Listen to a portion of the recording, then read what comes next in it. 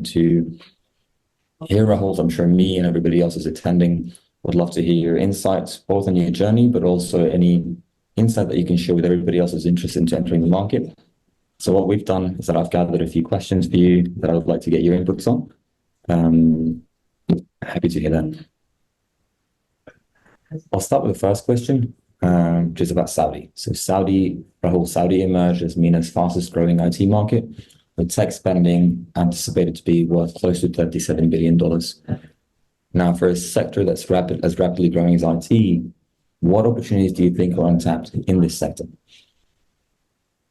Yeah, so, we are in an interesting phase when it comes to Middle East, and particularly when it comes to Saudi Arabia. There's a rapid economic transformation, structural transformation of the economy. And I think it's gearing more towards services rather than, let's say, the fossil fuel-based economy. And technology is the biggest driver of like the service and the new form of the service industry that's shaping up. So it's an interesting time to be in Saudi Arabia. The technology itself has evolved significantly in the last couple of decades. If you say an artificial intelligence and everything is taking it to a completely next level. There are many opportunities that are there in Saudi Arabia today for IT companies. I think first and foremost is the basic infrastructure when it comes to IT. And there's a drive to move towards cloud. Most organizations today in Saudi Arabia and also in this region largely have their infrastructures on-prem. But now with the hyperscalers making investment into the kingdom to comply with the data residency regulations has opened up the opportunities before enterprises and governments to then avail the cloud services. So there's a lot of opportunity related to cloud computing and moving the infrastructure to the cloud that I see. The second is what it enables is really large-scale uses of big data and artificial intelligence applications, specifically generative AI for consumer-facing brands or service delivery to government, etc. It requires huge computational resources, GPUs, etc. And I think they are better scaled on a cloud computing type of infrastructure. So this is one big opportunity that we see. The second one is with respect to IoTs. Saudi is a big industrial economy in a sense that they operate downstream, middle stream, and upstream of oil exploration and refining, etc. There are several other energy-intensive industries there. IoT sensors allow you to get real-time feedback, and allow you to do condition monitoring and really optimize your operations, become more efficient, not just in terms of energy, but also drive more sustainable operations. So IoT is another area. It's also being deployed in smart cities vision. You mentioned in your opening remarks about the giga cities and the mega cities, how they form the Vision 2030.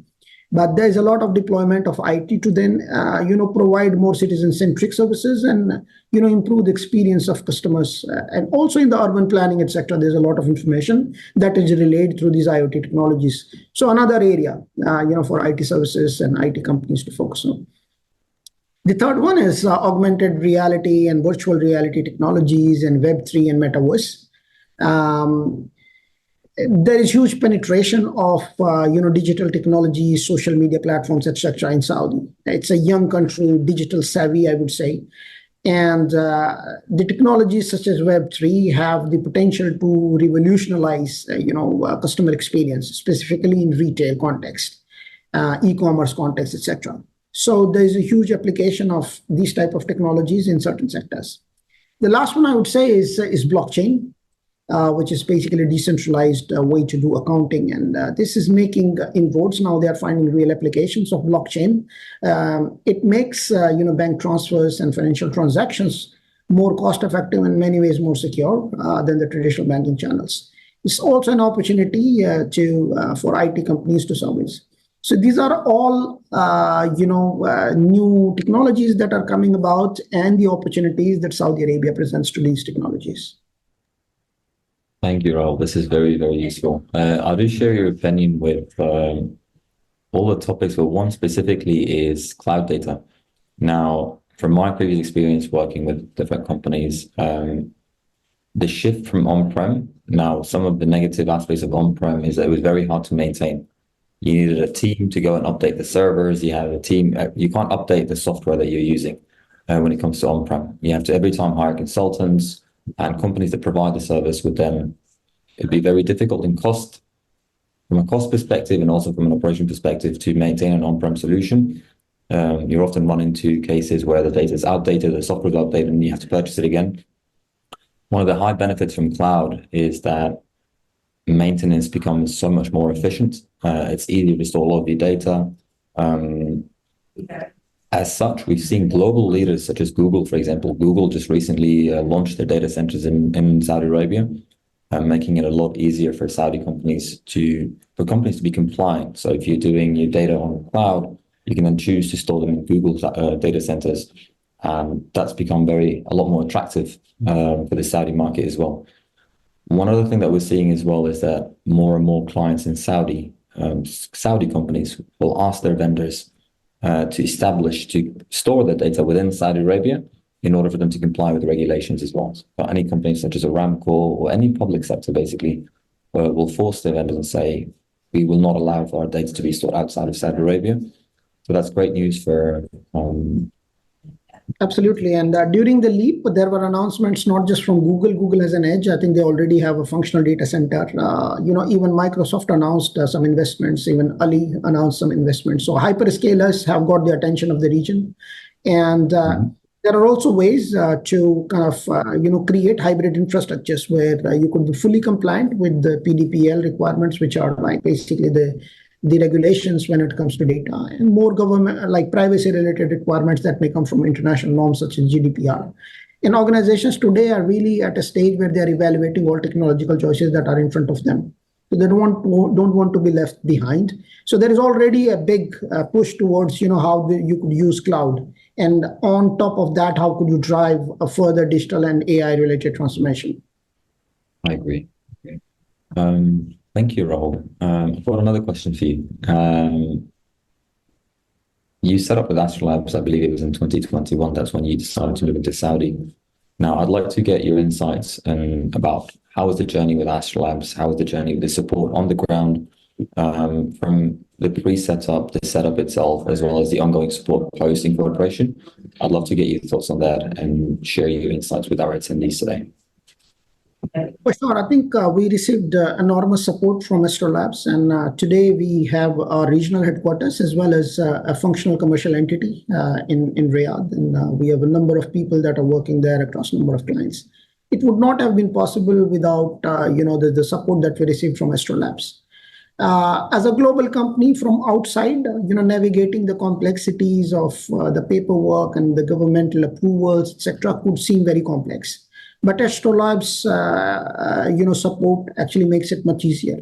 There are, relationship managers that actually have very clear understanding of what these requirements are, and they help you basically get through this paperwork to get commercial license, RHQ license, the MISA, GOSI, and all possible requirements. So this is one part where I think Astrolabs has been phenomenal, and we're really grateful for the support that we have received. The second part is it goes beyond just establishing a legal entity. It provides all possible support for you to kind of become functional, whether it's an area of talent acquisition and kind of the breadth of services that it offers around hiring the talent, bringing talent from outside, etc. is amazing. It does provide a lot of logistical supports as well. I think, we availed services of Astrolabs to find out an office location for ourselves, etc. It gives an advice for the type of company, which are the good locations, etc.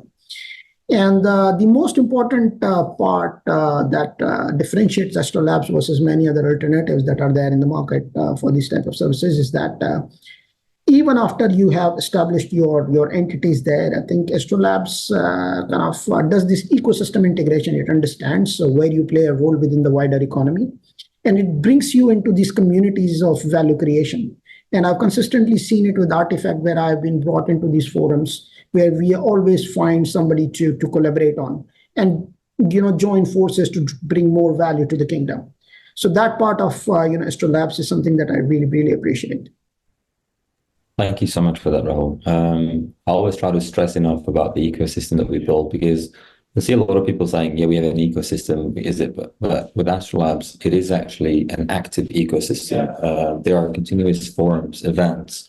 We basically push for our clients for the mutual benefit of the client, for the kingdom, to aid the kingdom with this Saudi 2030 vision, but also to help our clients who recently entered the market to, whether it's a service provider that they need, and we've set up that service provider that will link them. If it's a partner that they're looking to do business with, we'll also facilitate this introduction.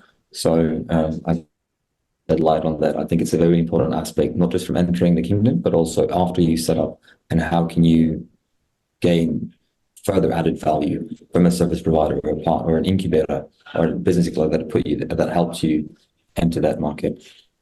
Let's talk about some projects that Artefact has worked on within Saudi so far. So what are some exciting opportunities that you're looking to capitalize on in Saudi in the coming, let's say, weeks, months, years from now? See, we look at Saudi Arabia as a natural place for us to be in the long run. So we're not looking at it as a transaction where we have a project that we want to run. And as a company, we're making significant investments into Saudi as well. And because of that sort of, our orientation and disposition towards what we do in Saudi, we're trying to help Saudi economy leveraging most of data and AI, the world-class data and AI, possibilities that we could bring. So we're helping, first and foremost within the tourism ecosystem.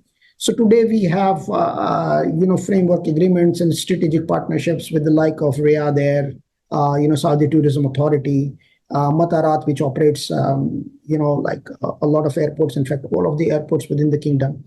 And here we are bringing this entire ecosystem of travel and tourism. And you know that it is quite integral to the Vision 2030 plan. As Saudi wants to diversify itself from fossil fuels to more like service-oriented, tourism is a big part of it. So they're developing a lot of attractions. But I think, the data, AI, and digital technologies has a huge role to play in, first and foremost, creating an awareness for what possible attractions and the value proposition of Saudi as a travel destination. Two, then curating and delivering these differentiated experiences when visitors come, into the kingdom, etc. So we're playing our part by kind of, bringing in the best of what we know across the globe to the kingdom in the space of travel and tourism. The second big part where I think we are contributing and we are very excited about is being part of this giga projects within Vision 2030. So today we have active engagements with the NEOM, the line, one of the most futuristic, projects that we foresee. And we are helping them, again, leverage data, artificial intelligence to deliver this, the future living concept. We're working with the Royal Commission of Alula, for example, in terms of, smart city planning, looking at, how the city would develop and provisioning all possible services so that Al-Ula will basically be able to project the heritage that Saudi really has. The third sector where we are actively involved is under industrial and utilities. And one example I can give you is we are a strategic partner to Saudi Electricity Company in transforming their entire operations, leveraging data and artificial intelligence, right from generation, transmission to distribution. So we're leading their digital transformation management office, as well as we're building a lot of bespoke solutions to improve the operations, to drive operational efficiencies, making operations more sustainable, more green, and improving the experience of the stakeholders, whether it's the end consumers or the vendors, as they interact with Saudi electricity services. So these are some of the examples of where we are engaged. We are there for the long run. Therefore, our engagements are more meaningful. We are strategic partners to most of these clients. In terms of our own investments to the kingdom, Artefact has opened a school of AI and data. Here we bring in the world-class knowledge and infrastructure to deliver upskilling programs around data and AI to improve data literacy. It's geared towards enterprises as well as individuals, like people that want to develop the next generation skills around data analytics or AI, etc. Second, we have vested interest in developing the local Saudi talent. So we're not only hiring them for the purpose of Saudization, but we are also training them so that they are actively contributing within Artefact in Saudi, but also within the global Artefact network. So we have a partnership today with MISC Foundation, where we hire interns, we train them, and then we absorb them across Artefact offices globally. Third one is we bring to the kingdom what we call Artefact Open Innovation. This is an entity of Artefact that brings various stakeholders together to create value. And we run AI hackathons, we do AI summits, etc. We mobilize the investors, the technology companies, and the thought leaders, and we tackle all relevant industry verticals or social issues. For example, we did AI Summit last year. This time we want to partner with Sadaya in their AI Summit around October. We are also discussing with some of the entities to do AI for travel and tourism, something that will become a flagship event for AI for tourism. We conclude with the 2030 Expo somewhere in NEOM, etc. So these are all like significant investments that we bring into the kingdom, and we see it as a land of opportunities, and we want to be there, and we want to be part of this future vision. It's very, very exciting. One thing that I'd like to thank you for that, Rahul. I'm wishing you all the best from my side, just observing your growth journey in Saudi, and we're very happy to have you as partners with us. And always honored to have you on our panels or on our webinars or events. Just amazing monitoring your journey and when you entered and how that journey's been going for you. One thing I wanted to ask you in terms of Saudi talent, because that's a question that I come across a lot from my clients and prospects who want to enter Saudi. Are there specific roles that you focus on hiring for Saudization? Are there specific positions? And how's your thoughts been on that so far? So while Saudization may seem like a requirement, I think it's essential to really invest in Saudi. And the way I look at it is that the youth in Saudi, they are very intelligent, they're very talented. They just need some sort of skills training, which we impart in the very beginning. So when we look at Saudization, we don't look at it as just a formality. We really look at it as an opportunity that is given to us to invest into the Saudi talent. So we really, like MISC Foundation example that I gave you, it's something that really is helping us a lot because we get access to very talented individuals from Saudi.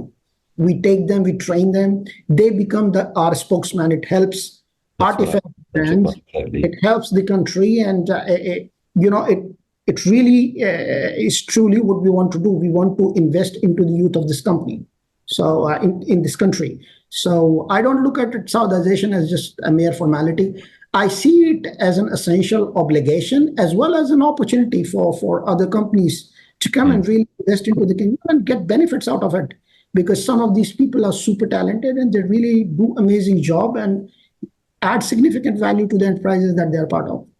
That's one thing that I'm noticing more and more my clients say, actually, and that's great news. A lot of our clients are focusing on roles such as business development, client-facing roles. As you're in Saudi, I'm hearing from my clients and experience that it's a highly added benefit when the face of your company, when the person representing your company in a meeting is also from Saudi, not only to navigate cultural nuances, but it also it helps you within the kingdom. So we're seeing a lot of it, let's say, focus on BDR, sales roles, basically, HR roles. I understand. Absolutely. I think, but I would take the point a little bit beyond that. I think this is the classic, you say that, okay, because they are from Saudi, they'll help you in business development. I think Saudi has immense talent. This is what we see at Artefact. We don't differentiate, honestly, when it comes to the skill set when we onboard them. I think the level of interventions that may be required when it comes to trainings, etc., may be different. But once we onboard an individual, we make him the best class to do Artefact standards. And we don't have anybody that is in business development role that is from Saudi. All these people are as good as any other country's artificial intelligence engineers or data scientists today.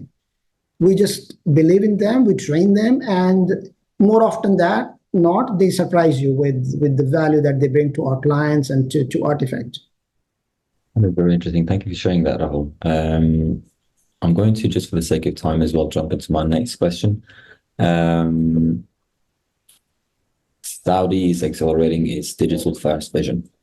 So what would you say are 3 top areas that IT is playing a pivotal role in the kingdom's digital economical growth? I believe you touched a bit upon that, but if we go a bit more specific, 3 areas. Sure.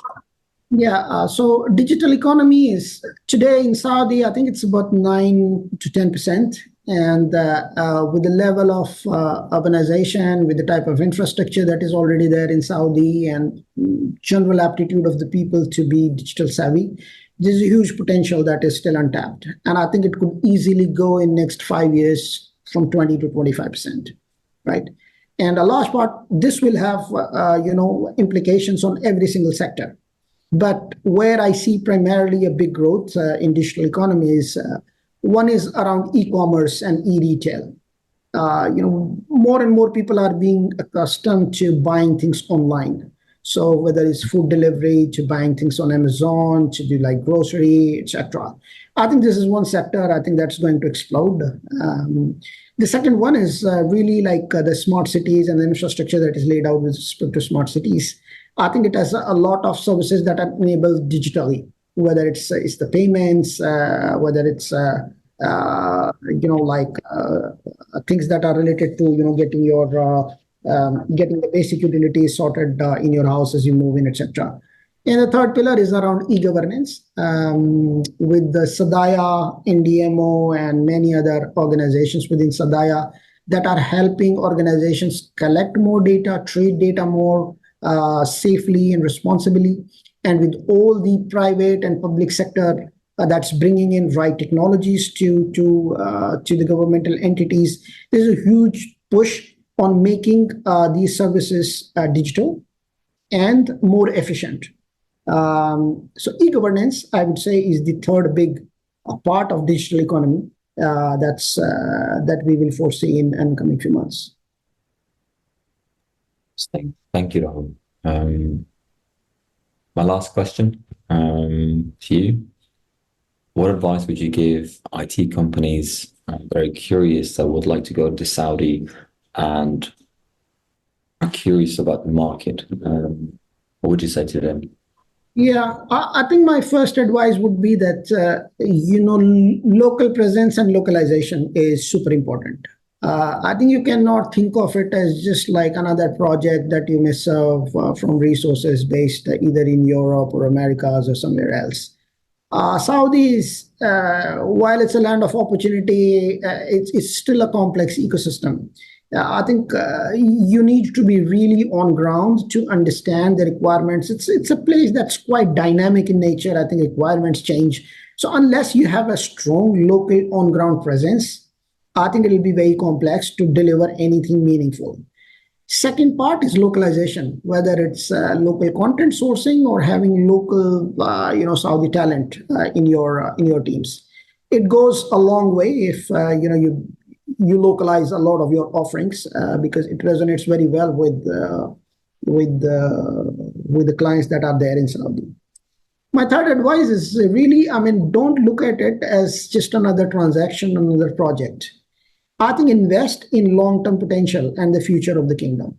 Be there, be with them. I think there are a lot of opportunities. By being there, you will be able to adapt and respond to these evolving requirements of the client and the economy in general. So when you look at Saudi, look at its long-term potential and make right investments today. And I'm sure every enterprise would reap benefits of this phenomenal growth that is coming from Saudi in near future. Thank you so much for that, Rahul.